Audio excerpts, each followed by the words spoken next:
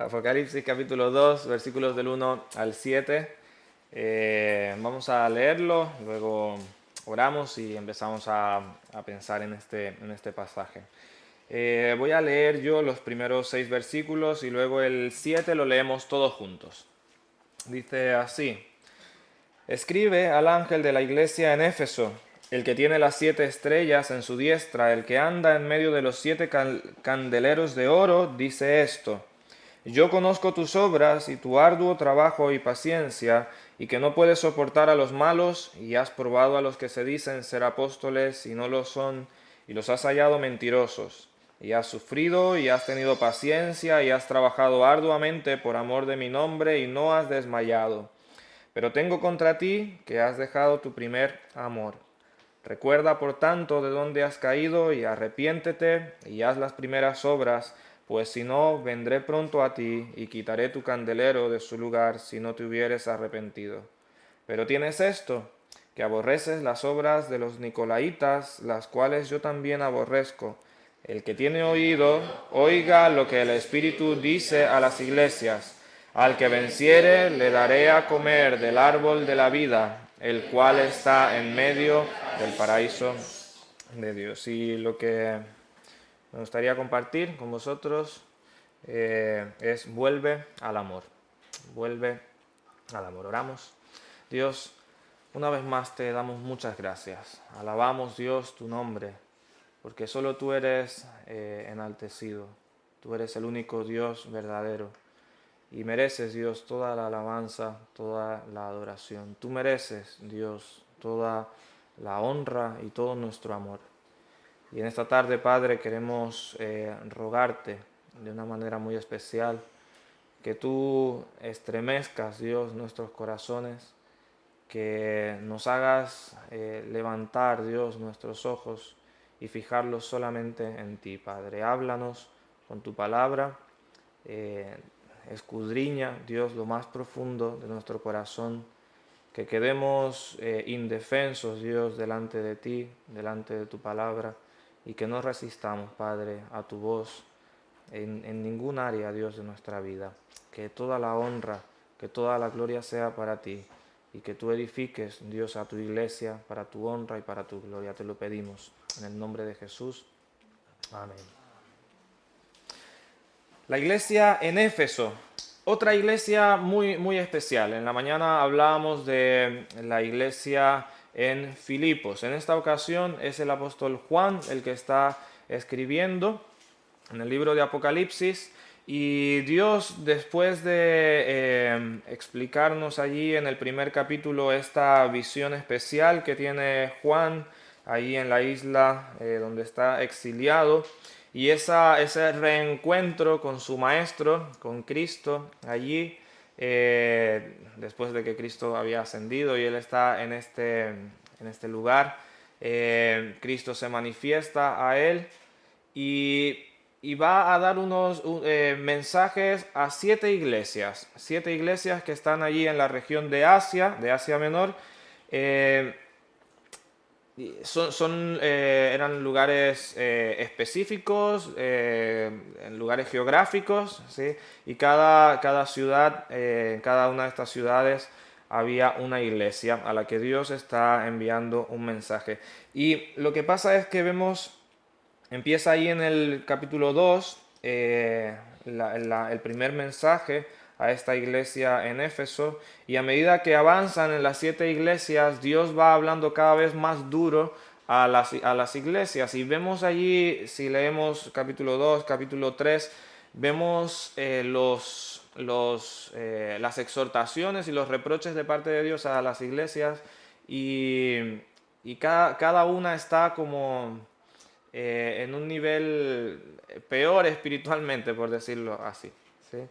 Y eran las situaciones reales de estas iglesias, pero que representan la iglesia en general, las iglesias de hoy en día, y etapas que las iglesias en muchos casos lamentablemente enfrentan, y etapas también de la vida cristiana.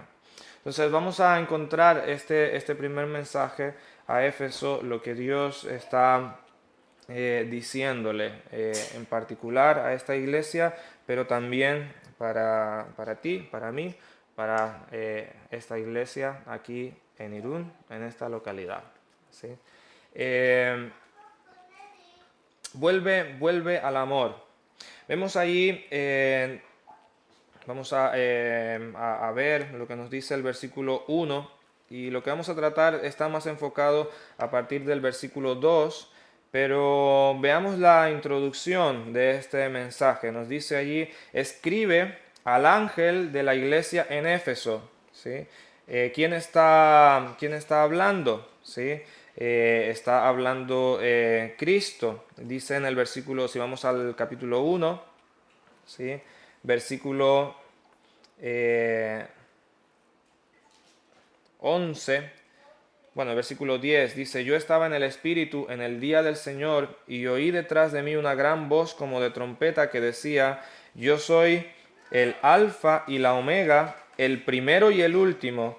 Escribe en un libro lo que ves y envíalo a las 7 iglesias que están en Asia: a Éfeso, Esmirna, Pérgamo, Tiatira, Sardis, Filadelfia y Laodicea. Escribe, ¿sí? Escribe. Ahora nos dice ahí en el versículo 1: escribe al ángel de la iglesia en Éfeso. ¿Quién es este ángel, ¿sí? de la iglesia? Y no es un ángel allí como pensamos normalmente, alguien, un ser celestial allí con alas, un ángel guardián, sino vamos a ver quién es este ángel. Dice: al ángel de la iglesia en Éfeso. Vamos a ir al capítulo 1, ¿sí? Bueno, vamos a terminar el versículo 1. Dice: el que tiene las 7, perdón, escribe al ángel de la iglesia en Éfeso, el que tiene las 7 estrellas en su diestra, el que anda en medio de los 7 candeleros de oro, dice esto. ¿Quién es el ángel de la iglesia? ¿Quién es el que tiene las 7 estrellas en su diestra? ¿Qué son esas estrellas? ¿Sí? ¿Y qué son los candeleros de oro? Se nos dice allí: el que anda en medio de los 7 candeleros de oro. Vamos a ver en el capítulo 1. ¿Sí? En el capítulo 1. Vemos el versículo 12. Capítulo 1, versículo 12. Y me volví para ver la voz que hablaba conmigo, y vuelto vi 7 candeleros de oro. Ya hemos leído en el capítulo 2 que alguien está en medio de los 7 candeleros de oro. Dice ahí en el versículo 12: vi 7 candeleros de oro, y en medio de los 7 candeleros de oro a uno semejante al Hijo del Hombre, vestido de una ropa que llegaba hasta los pies y ceñido por el pecho con un cinto de oro. ¿Sí? Está hablando de Cristo. Dice ahí en el versículo 14: su cabeza y sus cabellos eran blancos como blanca lana, como nieve, sus ojos como llama de fuego, y sus pies semejantes al bronce bruñido. Versículo 16: tenía en su diestra 7 estrellas, ¿sí? De su boca salía una espada aguda de 2 filos, y su rostro era como el sol cuando resplandece en su fuerza. Entonces, dice que que es el Hijo del Hombre, está entre los 7 candeleros y tiene en su mano 7 estrellas, lo que nos está diciendo en el capítulo 2, en el versículo 1. Vamos al versículo 19 del capítulo 1. Escribe las cosas que has visto, y las que son y las que han de ser después de esta. El misterio de las 7 estrellas que has visto en mi diestra, y de los 7 candeleros de oro. Las 7 estrellas son los ángeles de las 7 iglesias, y los 7 candeleros que has visto son las 7 iglesias. Vamos a empezar por los candeleros, entonces está más claro. Los candeleros, que son las 7 iglesias, ¿sí?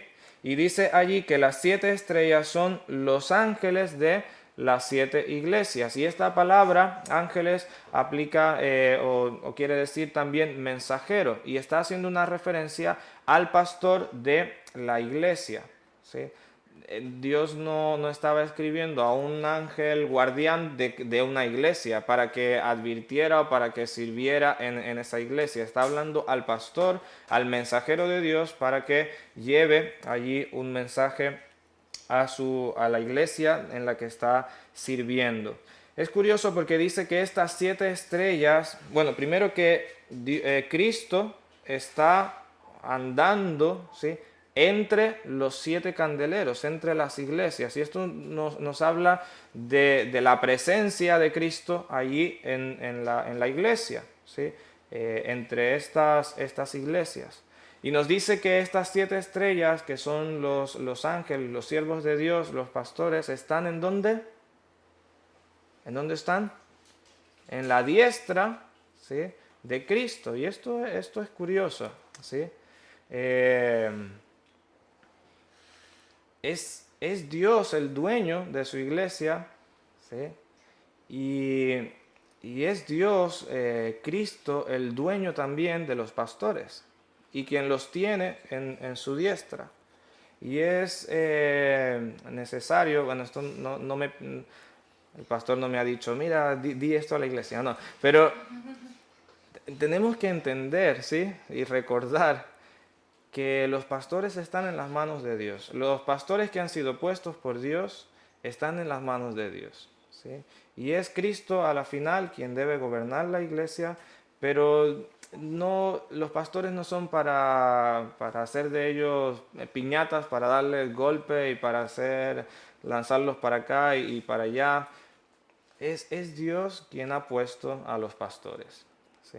Y es Dios quien lo permite y es Dios quien tiene la autoridad sobre ellos, y nosotros no es política la iglesia para estar, bueno, no estoy de acuerdo hoy, vamos a hacer una votación todos para sacar a este pastor y tirarlo. No, ¿sí?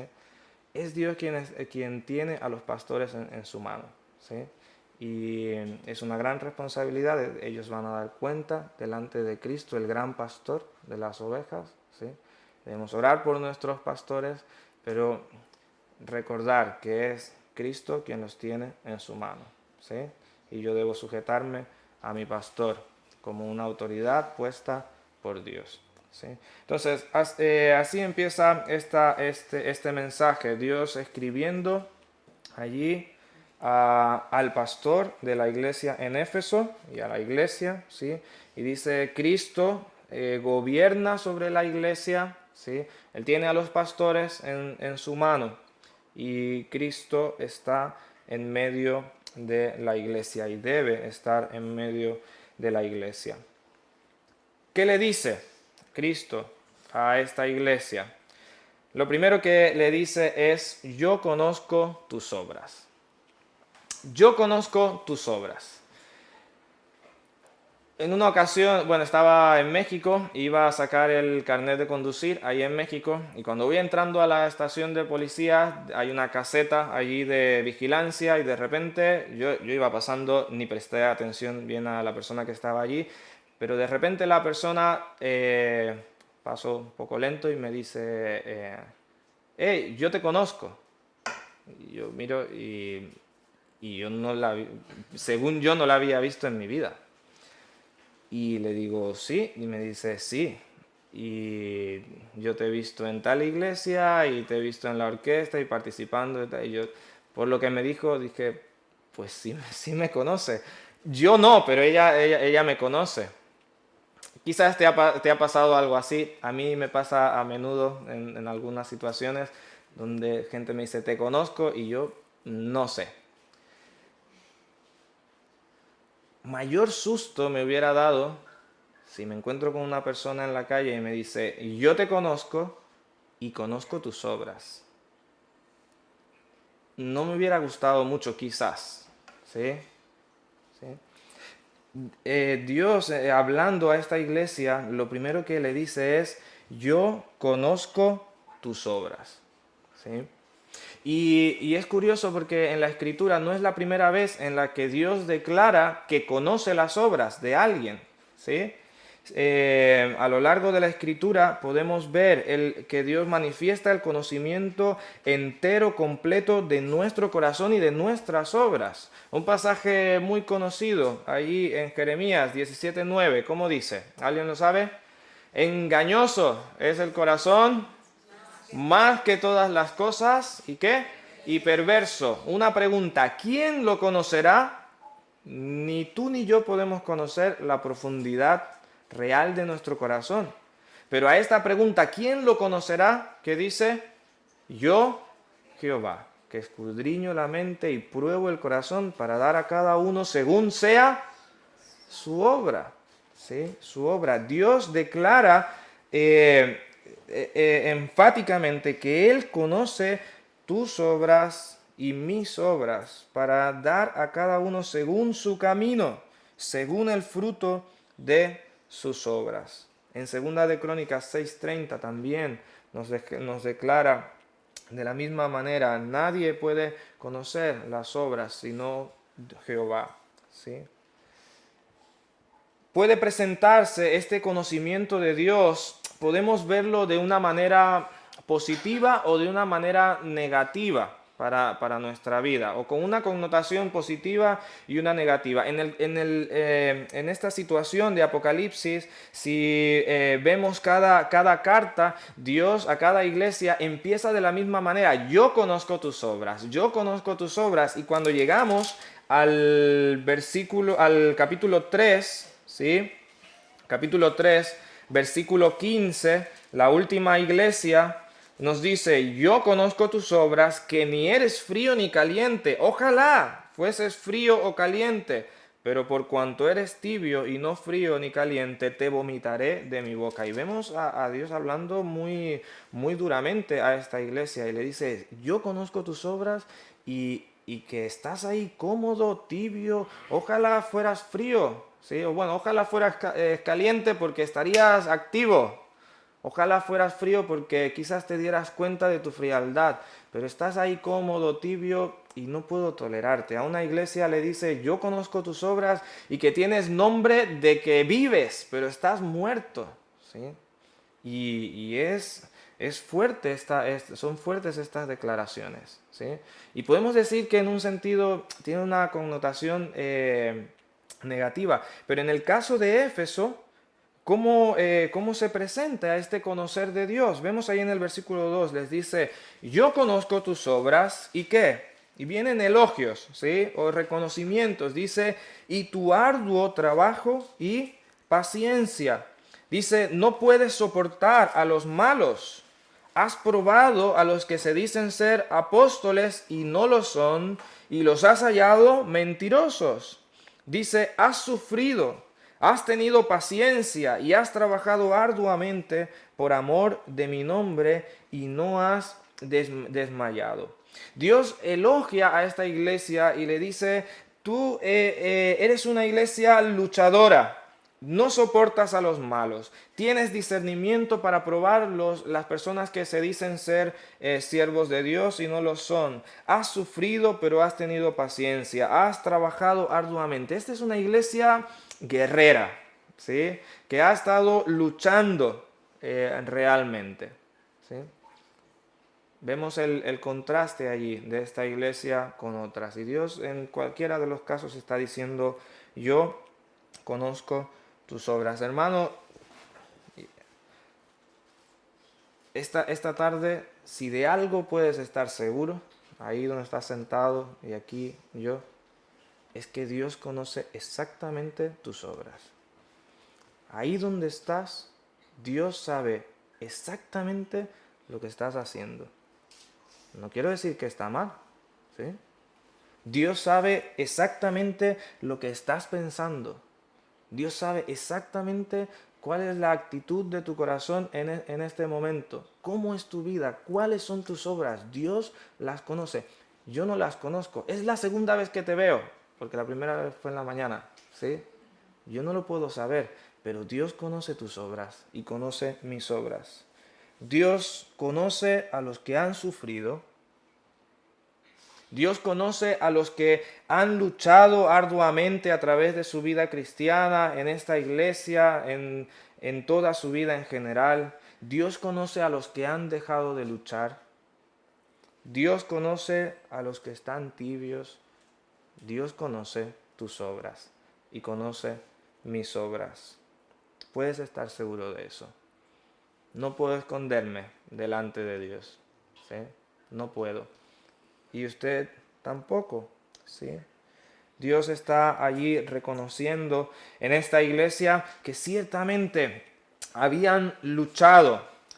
Probablemente esta iglesia tenía alrededor de 40 años, un poco más seguramente, ¿sí?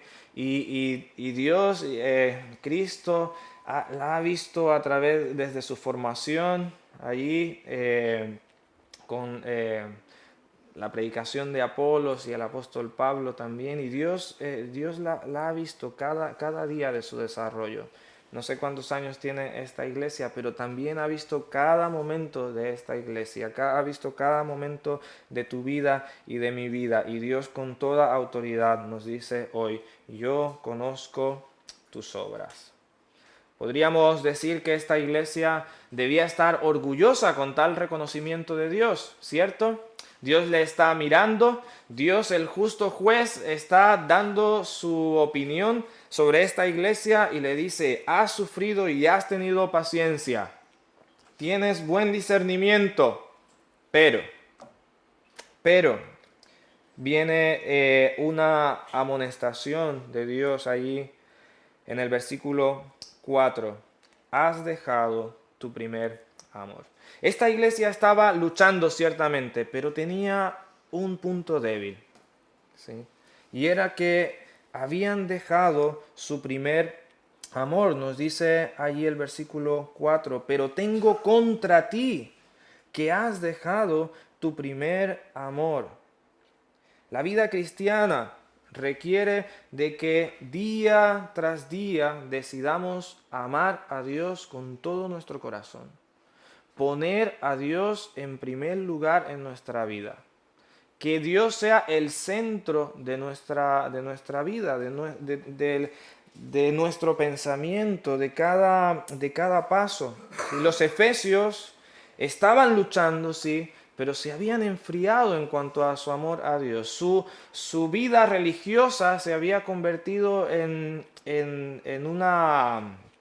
algo mecánico y frío. Tal como el pueblo de Israel, podemos recordar que Dios le dio al pueblo de Israel una cantidad de actividades que tenían que realizar durante el año, pero el pueblo de Israel se dedicó simplemente a cumplir hasta cierto punto con estas actividades, mientras su corazón estaba yendo tras otros dioses, hasta el punto en que Dios le dice, ¿para qué me sirven todos estos sacrificios? Estoy cansado ya de estos sacrificios, de estos rituales. Y era Dios quien se lo había mandado. Pero con todo esto Dios lo que quería no era los becerritos allí sacrificados, sino el corazón de ellos, ¿sí? Dios ser el centro de su corazón. Y todo lo que hacían era mecánico, ¿sí? Era algo frío, era una religiosidad vacía, ¿sí? Y es lo que puede pasarnos, ¿sí? Que estemos en la iglesia hoy y veamos atrás y pensar, tengo tantos años en el Señor, tengo tantos años en la iglesia y gracias a Dios porque he aguantado hasta ahora, porque he soportado tantas dificultades y estar hoy sentados aquí, pero nuestro corazón estar frío.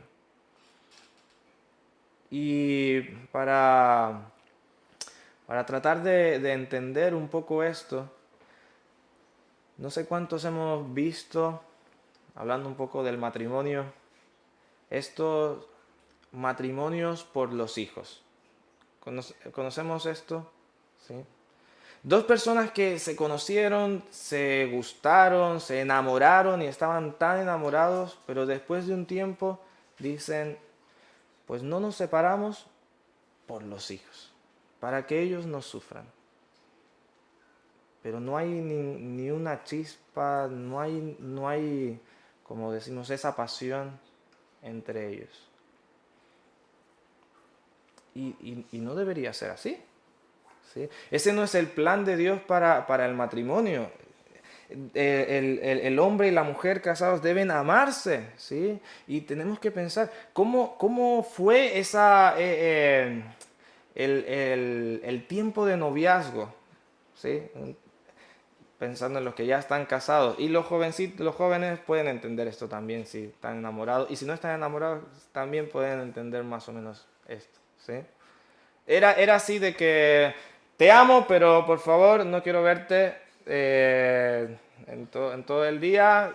Mándame un WhatsApp, uno solo, por favor, ¿sí? Y no me molestes. No, no es así, ¿sí? Queremos estar ahí cerca, ¿sí? Queremos verle a cada momento. No podemos, lo que hagamos, parte de nuestra mente está en la otra persona, ¿sí o no? Espero que sí. Estoy comiendo, pero solo ahí, pero mi mente está ahí casi como si estuviera al lado. Estoy conduciendo, pero estoy pensando en la otra persona. Estoy trabajando, pero estoy pensando en la persona amada, ¿sí? Y algo ahí de nuestro corazón y de nuestra mente está allí pendiente, recreándonos en la persona amada. Así es, ¿sí? Cuando amamos a alguien. Pero ¿por qué con Dios no? ¿Por qué nos olvidamos de Dios tan fácilmente? ¿Sí? Chica o hermana, te hubieras casado con alguien así que te dijera, te amo, pero por favor no te quiero ver hasta el día de la boda. No, seguramente no. Y el varón tampoco. ¿Sí? Podemos más o menos entender esto de estar pensando en alguien y de vivir para pensar en alguien. ¿Sí? La iglesia en Éfeso había empezado seguramente así, amando a su Señor.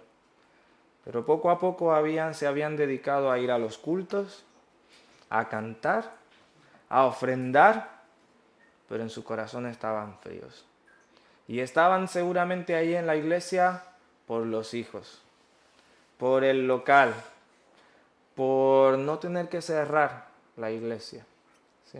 Una vez en Venezuela estaba en un sitio y había una canción ahí sonando y me quedó grabado algo. Decía, ¿qué culpa tengo yo de que ya no te quiera? Decía la canción. Quiero entender, era que se habían enamorado, lo que sea, y de repente se despertó una mañana y dijo, a ver, ¿y esta dónde la conocí? O no sé, pero ya no la quiero. ¿Y qué culpa tengo yo? Pues sí tienes mucha culpa. Sí, porque el amor no funciona así, de que, bueno, a ver si te sigo amando dentro de 10 años. No, es que cada día tienes que decidir amar.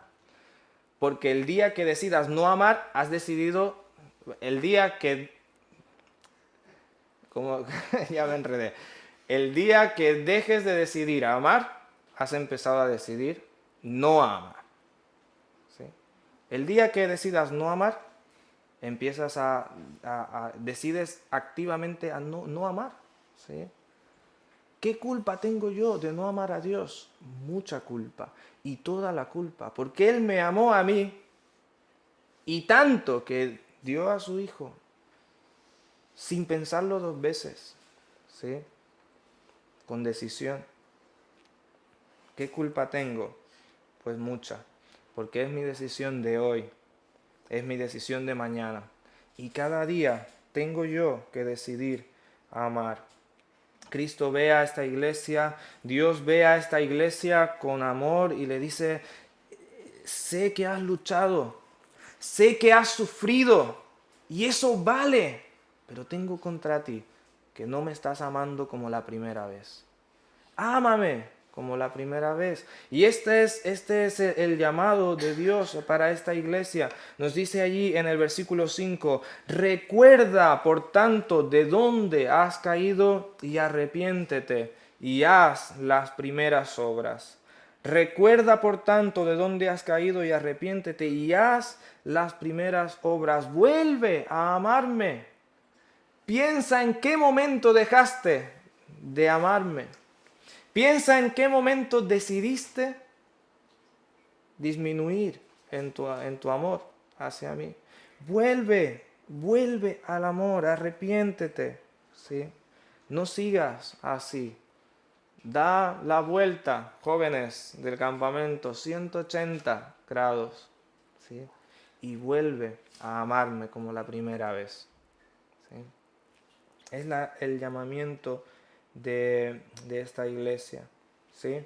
Ahora en este llamamiento viene una advertencia de parte de Dios, nos dice, recuerda y arrepiéntete, haz las primeras obras, y dice allí, pues si no, vendré pronto a ti y quitaré tu candelero de su lugar, si no te hubieres arrepentido. No es una amenaza de parte de Dios, ¿sí? Y no sabemos cuánto tiempo siguió la iglesia ahí en Éfeso, ¿sí? Después de que Dios envía este mensaje a la iglesia. Pero creo yo que hoy no hay una iglesia, no está esta iglesia ahí en Éfeso. En algún punto dejó de existir. Y es lo que Dios le ha dicho, si no haces las primeras obras, si no te arrepientes, vendré pronto a ti y quitaré tu candelero. ¿Recordamos ese candelero? ¿Qué significa el candelero? ¿Qué simboliza? La iglesia. Si no te arrepientes, quitaré el sitio allí, el local, allí el sitio específico en el que estás reuniéndote. ¿Sí? Lo quitaré. Porque Dios no quiere un lugar donde simplemente se hagan cosas, sino de personas que amen a Dios con todo su corazón y que le honren, que le alaben, que estén aquí porque su corazón está ardiendo, ¿sí? Algunas iglesias dejan de existir simplemente en un lugar geográfico. Otras iglesias dejan de existir como lugares donde se predica la palabra de Dios y la sana doctrina. Se convierten en centros de recreación religiosa o algo así, ¿sí? No es el propósito de Dios, y Dios está allí llamando a la iglesia y no les está amenazando, les está simplemente mostrando lo que es la consecuencia natural de dejar de amar a Dios, ¿sí? ¿Cuántas personas están en la iglesia y después de un tiempo ya no los vemos más? No, es que ya no me sentí cómodo, es que ya no, ya no siento lo mismo que al principio. Has dejado tu primer amor, ¿sí? Vuelve al amor. Dios da otro elogio allí a la iglesia en el versículo 6, donde dice, pero tienes esto, que aborreces las obras de los nicolaítas, las cuales yo también aborrezco. Y no se sabe hoy en día específicamente qué hacía este grupo de los nicolaítas. Hay varias versiones, pero lo más probable es que enseñaban la indulgencia moral, el libertinaje moral, ¿sí? Eh, Malinterpretaban probablemente la libertad en Cristo para hacer lo que se me antoja con mi cuerpo, ¿sí? Y dice que esta iglesia aborrece, sea cual sea la situación allí de los nicolaítas, esta iglesia aborrece las obras de estos hombres. Un mensaje a otra iglesia les dice que los tienen ahí y que le toleran, ¿sí? Sus enseñanzas, ¿sí? Y termina allí en el versículo 7 este mensaje a esta iglesia con un estímulo, ¿sí? Dice ahí el versículo 7, el que tiene oído, como lo del aseo, lo de ir al baño, el que tiene oído, oiga lo que el Espíritu dice a las iglesias. Al que venciere, le daré a comer del árbol de la vida, el cual está en medio del paraíso de Dios. Esto habla una promesa, la promesa de la vida y de disfrutar de la vida eterna allí en la presencia de Dios.